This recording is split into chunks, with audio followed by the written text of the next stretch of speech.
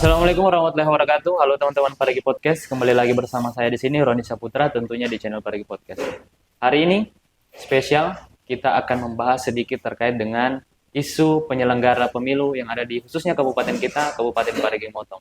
Dan mungkin teman-teman sudah melihat ada salah satu bapak di samping saya yang sebentar akan membantu menjelaskan terkait dengan tim seleksi anggota penyelenggara dari Badan Pengawas Pemilu khususnya di Kabupaten Parigi Motong. Mungkin langsung saja saya akan mempersilahkan Bapak yang di samping saya, mungkin sedikit pengenalan. Bapak di samping saya ini merupakan Dr. Muhammad Nur Alamsyah, SIP MSI.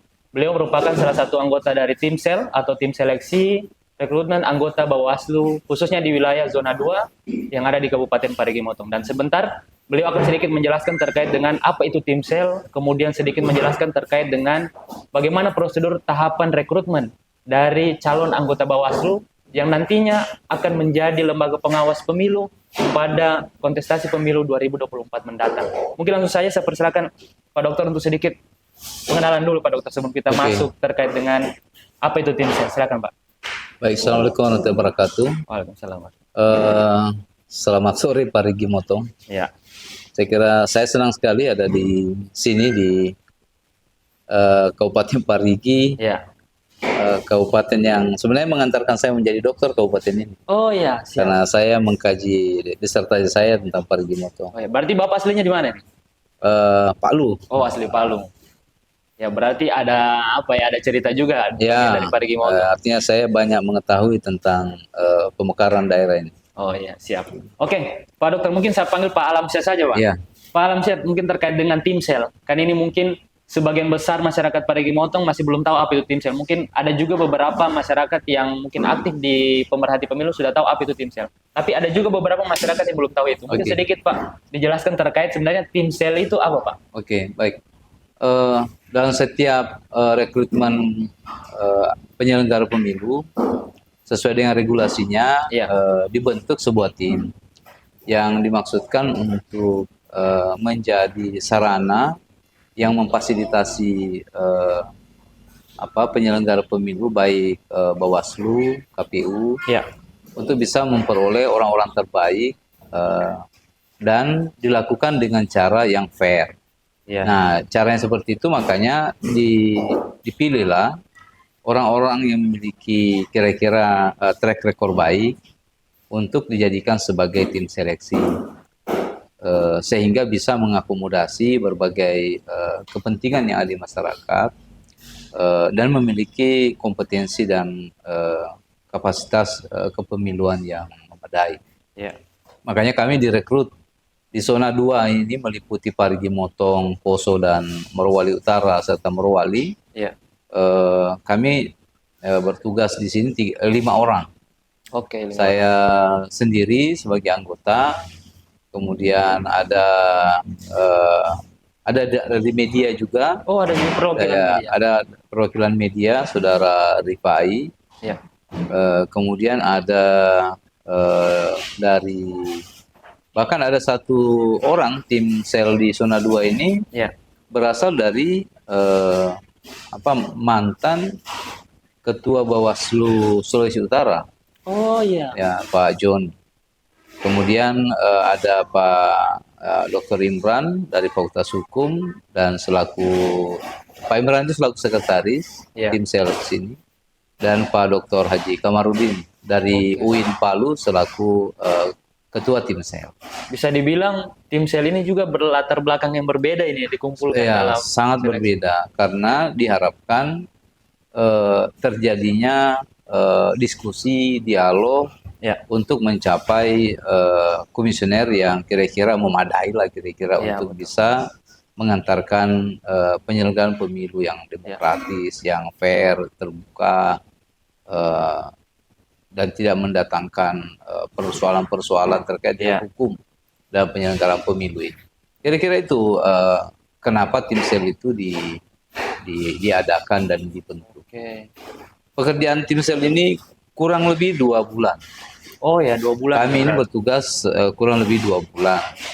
Mulai dari tahapan sosialisasi. Seperti tadi di Bawaslu. Bahkan sebelumnya kami itu ada pembekalan. Oh ya, berarti Kami ada, timsel ini ada juga pembekalan. ya, kami itu dibekali oleh Bawaslu RI, Ya, di mana pembekalan itu bukan hanya Bawaslu RI yang melakukan, tapi termasuk teman-teman NGO eh, yang terkait dengan kepemiluan juga Ya. terlibat dalam pembekalan itu. Yang semuanya dimaksudkan bahwa timsel itu adalah dipastikan memiliki eh, koridor dan mindset yang sama untuk mencapai kualitas penyelenggara yang baik. Ya. Nah, jadi tahapannya ini nanti kita akan bekerja di 4 wilayah ini termasuk Parigi Motong. Hari ini kita sampai tanggal 27 sosialisasi. Sampai tanggal 27. Ya, 27 sosialisasi Mei. Oh ya, Mei ini ya. Kita akan sosialisasi. Kemudian 29 Mei nanti kita sudah akan menerima berkas. Berarti pendaftaran untuk calon Ya, anggota pendaftaran calon anggota. Jadi sejak dibukanya pengumuman ini, maka sebenarnya teman-teman yang punya niat, bahkan kalau saya berharap bahwa bahkan yang punya kemampuan dan belum punya niat, ayo punya niat gitu untuk mau menjadi penyelenggara pemilu. Karena posisi penyelenggara pemilu ini sangat menentukan. Kalau misalnya semua orang-orang baik yang mau mengelola negeri ini berdiam diri melihat seperti ini, maka kita akan tidak memperoleh apa yang kita inginkan. Makanya ya saya mengundang teman-teman yang punya kemampuan, punya niat suci untuk kira-kira bagaimana membangun bangsa ini. Ayo bergabung dengan proses ini. Ya, harapan kita saya kira ya supaya mereka menjadi bagian penting dalam perubahan-perubahan penyelenggaraan pemilu. Karena pemilu ini sangat menentukan masa depan bangsa ini. Kalau kita tidak bisa mendapatkan penyelenggara yang baik, maka ya output dari penyelenggara pemilu tentu saya tidak baik. Kan ini sebagai corong utama di mana nantinya kontestasi pemilu pada tahun 2024 mendatang ditentukan mulai saat ini. Ya, jadi ini memang pekerjaan orang tidak pernah menganggap ini sesuatu yang serius, tapi menurut saya ini sangat serius. Sebagai orang yang berlatar belakang studi politik, karena kebetulan kajian saya S1, S2, S3 saya politik. Sangat berharap bahwa dengan adanya pelembagaan penyelenggara pemilu ini, maka kita harus mendapatkan penyelenggara yang kredibel. Dan ini saatnya. Karena setelah ini kita harus menunggu 5 tahun lagi. Dalam mekanisme demokrasi baru kita bisa melakukan perubahan ulang. Nah, jadi masa-masa perubahan itu sebenarnya di depan mata kita sekarang ini, yaitu fase di mana kita mencari orang-orang terbaik untuk diposisikan dalam komisioner penyelenggara pemilu, terutama di Bawaslu yang sekarang kami sosialisasikan. Berarti tahapan sampai dengan tanggal 27 nanti timsel masih dalam sosialisasi dan kemudian pada tanggal 29 itu sudah mulai sampai tanggal 7 Juni. Sampai tanggal 7 Juli. Oke. Kalau untuk mekanisme pendaftaran Juli. Kalau untuk mekanisme pendaftarannya ini Pak, bagaimana? Sebenarnya pendaftaran sekarang relatif terbuka ya. Kenapa? Karena sudah bisa mudah diakses di banyak ruang. Di media sosial ada, di website ada, di media cetak ada. Sehingga ya teman-teman tinggal mendownload kalau di media itu di website atau mengklik website untuk bisa mendapatkan form untuk pendaftarannya.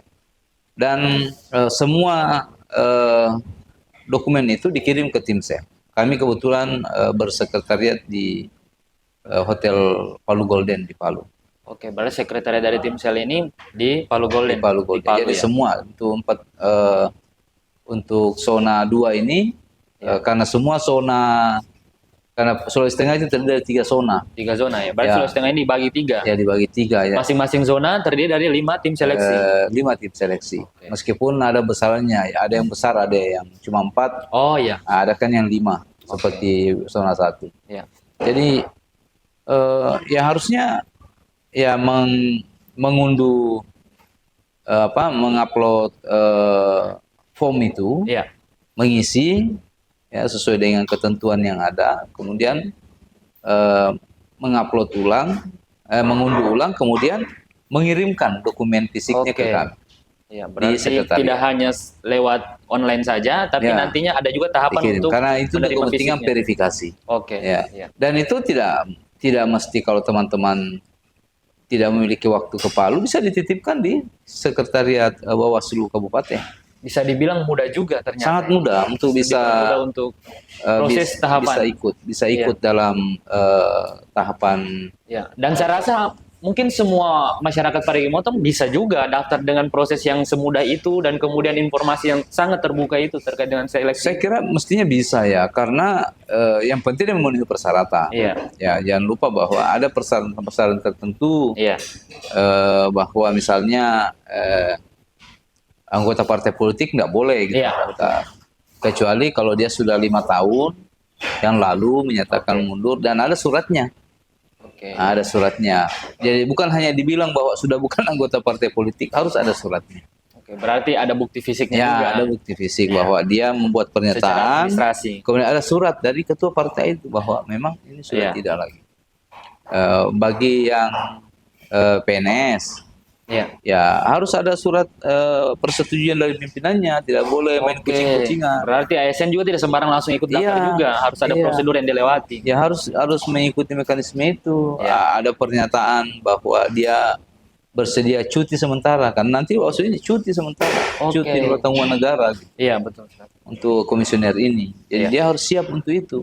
Tidak boleh lagi orang PNS nyambi jadi komisioner.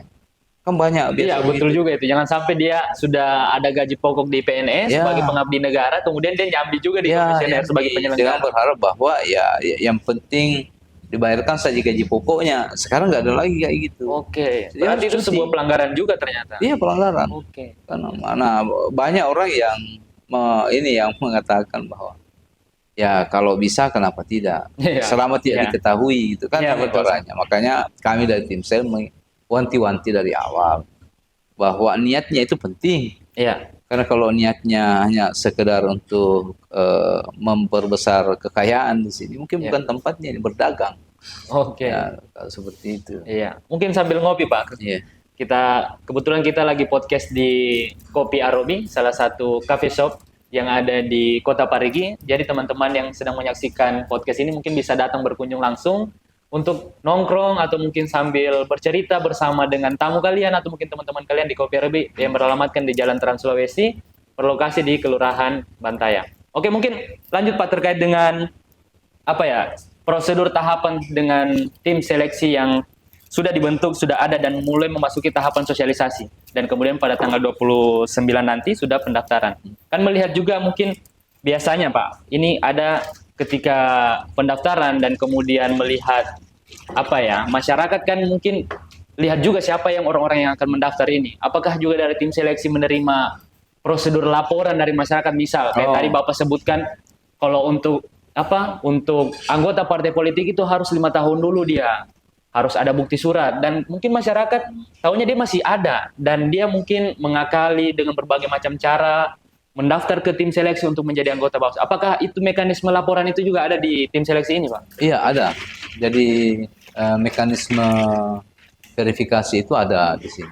Dan masyarakat dipersilahkan. Nanti kan setiap tahap itu ada pengumumannya yang lolos dalam setiap tahapan itu. Iya. Nah, dari situ kita kemudian nanti menuju ke Parigi. Ini kebetulan kan 5 komisioner yang akan dipilih. Iya. Berarti kami harus menyiapkan 10. 10. Ya, 10 untuk dikirim ke Bawaslu RI. Bawaslu RI untuk menentukan nanti 5. Ya, untuk menentukan Iya. 5. Nah, dari situ menuju tahapan itu kami membuka berbagai media untuk mendapatkan masukan dari masyarakat. Oke. Cuma tentu saja harus bertanggung jawab. Iya. Karena dia harus disertai dengan KTP. Oke. Ya, jadi bagi masyarakat yang ingin menyampaikan informasi terkait dengan calon komisioner, Iya. bakal calon itu, maka dipersilakan. Dan tim sel akan melindungi identitas. Oke. Tapi untuk akuntabilitas untuk internal tim, maka ya ketentuan administrasinya begitu. Oh iya, berarti bagi pelapor itu harus juga siap untuk dimintai identitasnya. Dan Ya, itu dijaga oleh tim sel identitasnya. Identitas hanya untuk persyaratan bahwa dia bertanggung jawab terhadap laporan. Oke, Dan berarti tim sel siap juga diterima. menyediakan wadah untuk melapor Iya. ini untuk masyarakat. Kami menerima aduan melalui Instagram, melalui website, melalui email, melalui WA yang sudah disampaikan di portal websitenya Bawaslu. Oke, berbagai macam media juga difasilitasi Ya, untuk melaporkan betul. terkait dengan tahapan itu. Karena kita tidak ingin bahwa orang yang terekrut ini adalah eh, beban sosialnya atau beban hukumnya jauh lebih banyak daripada apa yang bisa didapat dari kepenyelenggaraan yang kita harapkan. Oke, Ya, ya. kita tidak mau ada orang bermasalah dalam Ya. proses yang kita pilih untuk Ya, jadi karena presiden. memang ketika di awal saja sudah masalah, tentunya akan berdampak juga pada pemilu nanti. Betul. Ya. Tapi bagaimana kalau dari tim sel sendiri melihat fenomena yang mungkin ini orang awam di masyarakat yang bercerita terkait mungkin saya takut mau daftar jadi komisioner Bawaslu atau mungkin jadi anggota Bawaslu karena mungkin saya tidak ada latar belakang bendera organisasi A mungkin atau mungkin saya tidak tergabung di organisasi B atau mungkin saya hanya sekedar ingin mengabdi kepada penyelenggara sebagai penentu nanti pada saat pemilu yang akan datang yang menentu mungkin pemimpinan kita, calon legislatif kita. Itu melihat fenomena latar belakang harus ada organisasi atau mungkin harus ada backingan ini, backingan itu bagaimana melihat fenomena itu dari pihak tim sel itu? Oke ya, memang ini selalu jadi problem dan selalu memang ditimpakan kepada tim sel. Ya. Tim sel ini kan bisa dikatakan orang yang diundang ya. Kalau dulu itu kan orang yang melamar. Oh Kalau iya. sekarang kan diundang Ya. untuk menjadi tim sel. Tentu saja ada spirit perubahan di sana. Kalau dikatakan bahwa apakah memang ada pengaruh dari itu, menurut saya wacana inilah yang selalu sebenarnya dimanfaatkan oleh orang-orang tertentu untuk menghalangi berbagai kelompok atau personal Ya. untuk mau terlibat dalam rekrutmen calon komisioner Bawaslu ataupun KPU ini. Sehingga orang sudah kalah sebelum bertanding. Ya, betul. Padahal menurut saya ada banyak tahapan yang harus dilalui untuk menjadi calon komisioner. Ya. Misalkan, sehebat-hebat apapun orang yang didukung oleh misalnya organisasi tertentu, tapi kalau tidak lulus CAT, Ya, betul. kan dia akan gugur dengan sendirinya. Atau bahkan lebih awal kalau dia tidak memenuhi persyaratan kesehatan, Ya. psikologi, Ya. kan. Nah, inilah yang harusnya dipikirkan bahwa bukan hal itu. Jangan selalu akhirnya yang dipikir prosesnya. Oke. Bahwa Ya. ada tahapannya ini. Jangan juga terlalu kepedean bahwa tiba-tiba dia sudah selesai dan dia tidak terpilih gara-gara tidak punya latar belakang organisasi. Iya. Saya kira janganlah begitu karena ada awalnya. Iya. Ada awalnya. proses-proses yang Iya. memang dari awal sudah dilewati. Dilewati dan saya kira ya orang yang melaluinya ini, karena ini kan bukan hanya tim sel yang menentukan. Iya. Ya kan misalnya untuk bebas narkoba yang menentukan itu dirinya dengan pemeriksa narkobanya. Iya, betul sekali. Ya kan CAT. Yang menentukan itu ya hasil pembelajarnya dengan mesin Iya. CAT. Iya. Jadi saya kira itu agak tidak positif menurut saya wacana seperti itu dikembangkan karena Iya. ada tahapan-tahapan yang harusnya bisa untuk ya ditunjukkan bahwa Iya. orang boleh punya latar belakang organisasi, tapi kalau dia tidak mampu lulus CAT, dia tidak akan lolos. Ya, berarti bukan penentu dia Bukan. sudah berorganisasi atau dia Bukan. memiliki organisasi itu bagi penentu untuk dia lolos. Iya. Menurut saya bukan, karena yang menentukan pertama itu dirinya punya kapasitas apa tidak. Iya. Karena ini harus terukur, Ya, dan ukurannya jelas, bahwa ukuran ini seperti ini, ya kalau dia masuk dalam grade yang dia lakukan, ya dia lolos. Kalau tidak, Ya. ya, Tanpa melihat dia Iya, organisasi A atau B. Ya. Ya, karena itu tidak ada diskusi di tim Oke. seleksi, itu tidak ada diskusi, langsung dipotong karena diurut berdasarkan nilai tertinggi. Oke, berarti 10 nilai tertinggi tanpa dilihat siapa dia, langsung Jadi di grade misalnya dikasih di CAT kan diurut berdasarkan tertinggi saja. Iya. Setelah itu dipotong. kalau dia sudah tidak mencapai passing grade yang diinginkan. Oke. Dan itu kan pekerjaan di sistem. Iya. Nah, itu maksud saya banyak hal yang agak kontraproduktif gitu ya, bahwa itu disenangi oleh orang tertentu, betul disenangi karena menyebabkan kurangnya pesaing. Iya. Pesaing. Ini kan umpan yang dimakan istilahnya Iya. oleh orang tertentu. Kira-kira begitu ya. Berarti perlu diketahui juga untuk teman-teman yang lihat podcast ini, walaupun kalian tidak memiliki organisasi, tidak gabung di organisasi, itu bukan penentu.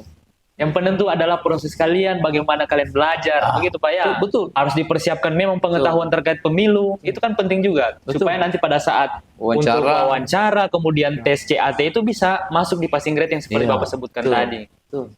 Berarti memang harus dipersiapkan dan harus diluruskan pemahaman-pemahaman seperti ini, Pak. Jangan sampai nanti orang beranggapan saya tidak memiliki organisasi, saya tidak bisa lagi daftar ke sana. Betul. Ya. Itu kan strategi mematikan potensi. Iya. Gitu. Kalau saya bagaimana caranya? Walaupun misalnya dia dukung organisasi besar, Iya. tapi dia tidak bisa menjawab soal-soal di CAT, dia gugur.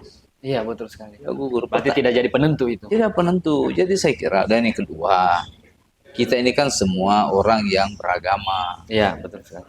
Kalau kita yakin bahwa sebenarnya semua jalan hidup kita ini sudah ditentukan oleh Tuhan. Iya. Kenapa kita selalu optimis? Bukankah itu mendekatkan kekafiran? Iya, betul sekali. Saya sepakat kalau itu, Pak. Jadi menurut saya ya ayolah agak lebih positif. Iya. Gitu. Harus kita buka pikiran ini. Iya. Jangan hanya jangan sempit pemikiran ini terkait dengan proses. Jangan kemakan.